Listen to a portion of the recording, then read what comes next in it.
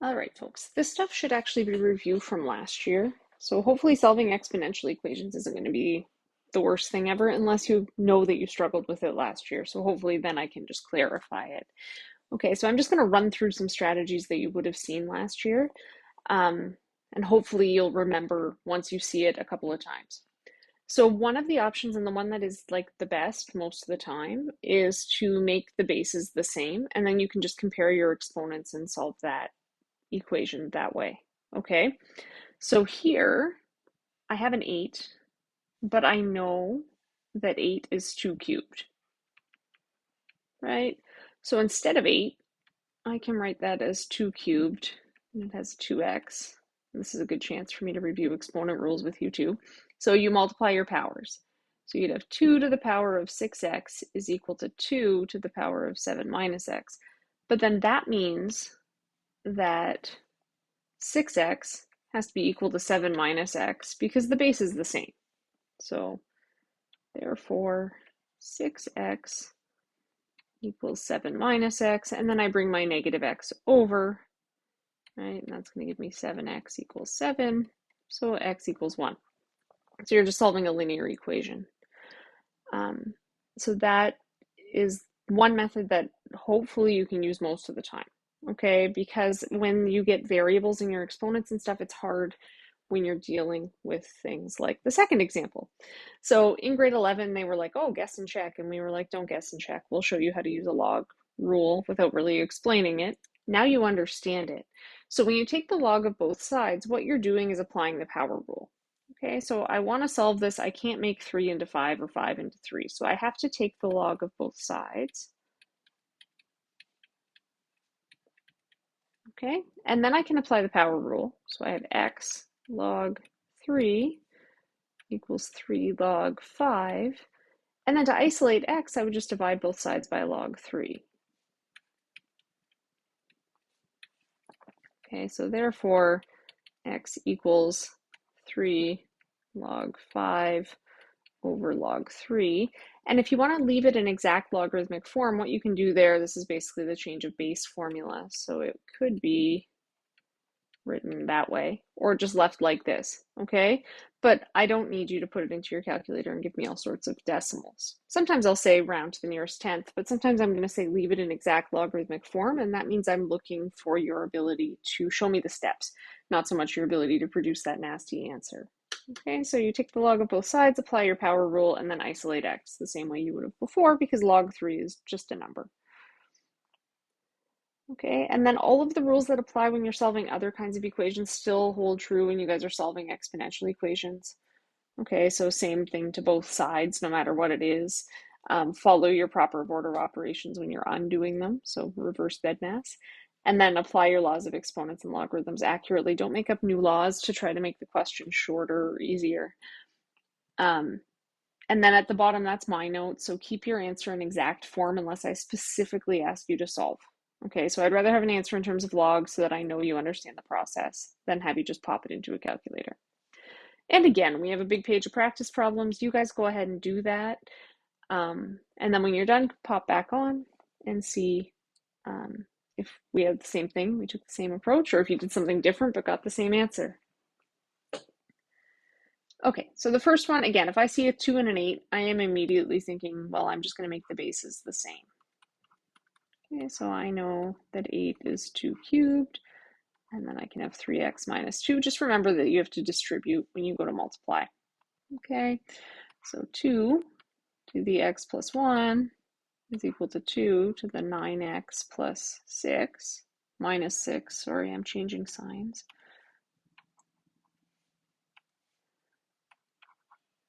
Okay, and then that tells me, therefore, changing numbers, changing signs. So therefore, x plus 1 equals 9x. 9x, not 96. Oh. 9x minus 6, and then I can reorganize. So 1 plus 6 is 7, 9 minus 1 is 8, so 7/8 is my value for x. Okay, and I'm probably not going to guess and check and get that randomly, so that's a spot where you definitely want to make sure to get your same base so that you can compare exponents to solve. Okay. This next one is weird and it's here on purpose, just because it looks intimidating and it's got a trick to it. Okay, so usually when you guys are applying exponent rules, you're doing them sort of forward. So you're adding the exponents because you were multiplying two things that had the same base. It's not that often that you go the other way, but this is a spot where I need you to go the other way. So 2 to the power of x plus 2 is the same as 2 to the power of x times 2 to the power of 2. Okay?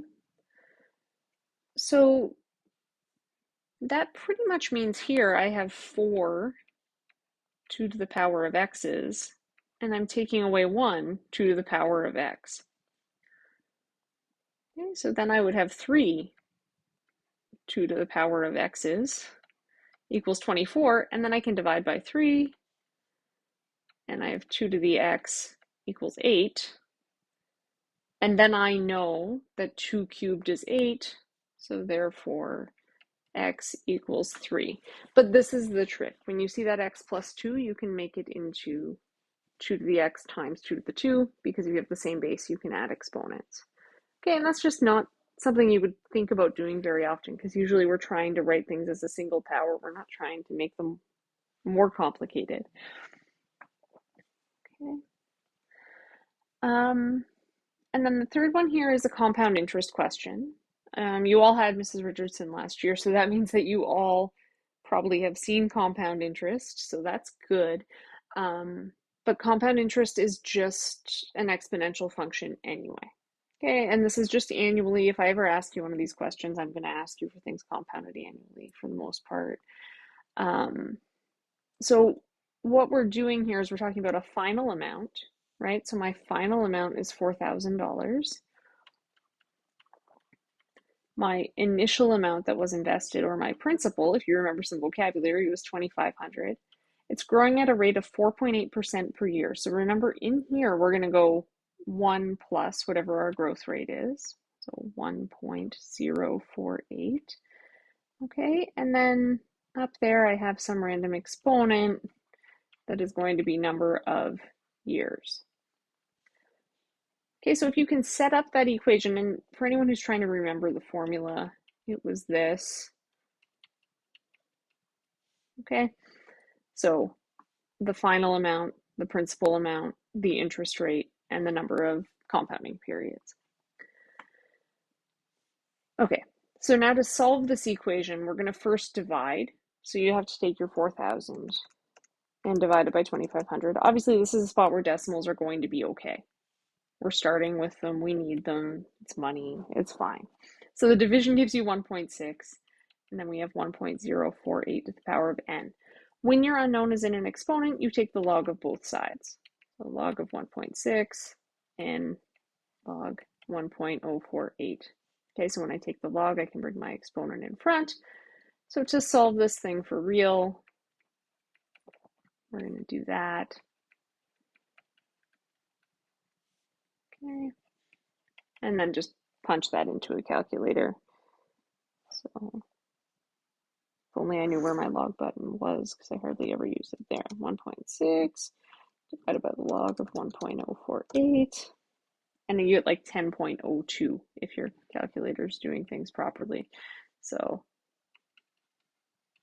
it takes about 10 years. And that's okay as a concluding statement. I guess technically if it takes a little more than 10, you'd have to leave it in for 11 to wait for your next compounding, or take it out with a little less than $4,000 in there. But that is fine for now. It's approximately 10 years. Life is good. Okay. And then number 4 kind of has a nastiness to it, only because the solution just looks ugly when we're done here. Okay, the bases are different. We can't make them the same. So we have to follow through with that option of taking the log of both sides.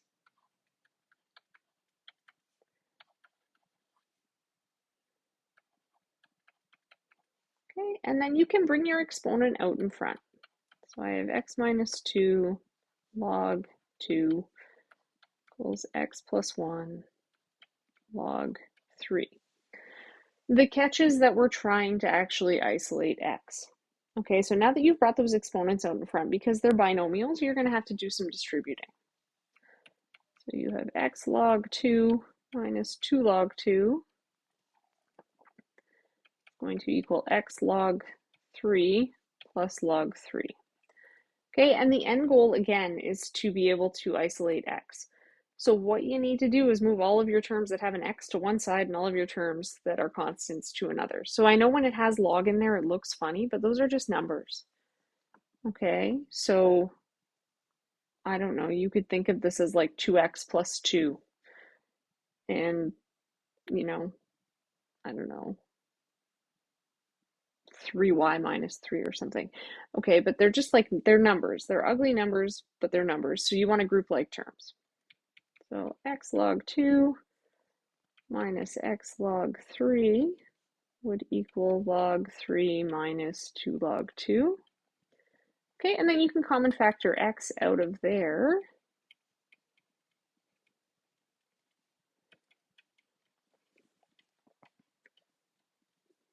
Okay, and then divide. And that would be your final answer, really. Like, I guess you can simplify within. This is one of those kinds of questions that can go on forever. So I would be okay with this and just leave it. Please don't start canceling. Okay, you can't cancel out the log 2s and log 3s because you've got some addition and subtraction. I guess what you can do if you wanted to do a little more, you could have